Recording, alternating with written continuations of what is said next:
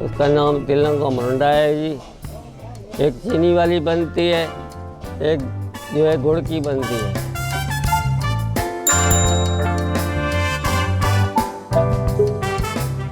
अब्दुल खालिक जी मेरा नाम है और मैं कलाबाग शहर का रहने वाला हूँ और मैं यहाँ पे अपना काम करता हूँ दाद पुश्तों से।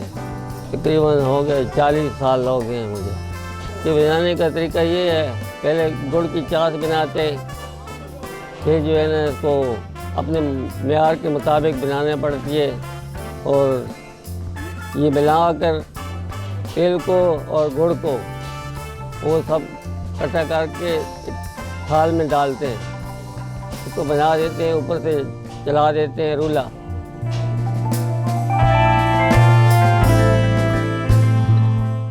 खालिद करते हैं, जो गुड़ होता है वो खालिद होगा।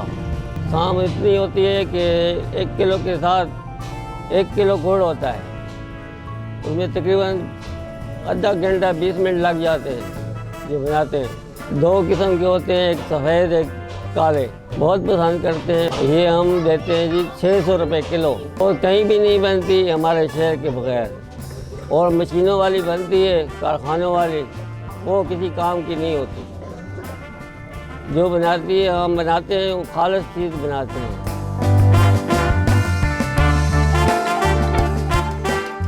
मैं यहाँ पर तिल का मुरंडा, जिसे मुकामी ज़ुबान पे तिलविंड कहते हैं, वो लेने आया हूँ।